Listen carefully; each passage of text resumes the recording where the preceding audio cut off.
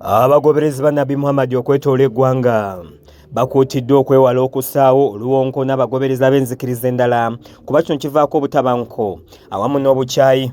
Amagezi gano gavudde eri Disitulikiti Kadhi ow'e Wakiso Sheikh Kasimu Ssengonzi bw'abadde akulembeddemu okusaala Juma ey'okusabira Ssaabasajja Kabaka wa Buganda wakati nga yeetegekera okujaguza amazaalibwa ge nga Juma eno eyindidde ku muzikiti gwa Masjid Taqwa e Wakiso.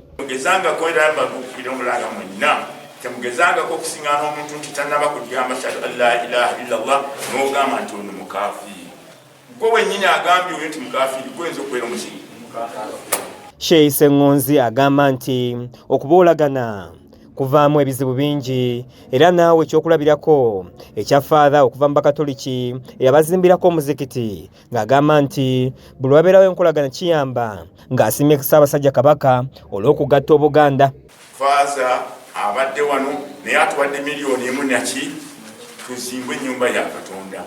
Ne mugamba Faather nti ye alhamdulillah wallahi nali ndi awo nga jjanayo terekebwe buti okumanya kola ekyava. Imaamu w'omuzikiti guno Sheikh Muhammad Sebulime yennyamidde olw'abantu abaweddemu ensa ne batuuka n'okulumba amasinzizo ne babbamu ebintu awatali abakuba ku mukono. Emikeeka emisaala gyaffe egisaalibwako bagibbamu, ebikola mu muzikiti babitwala, ebizimba babitwala,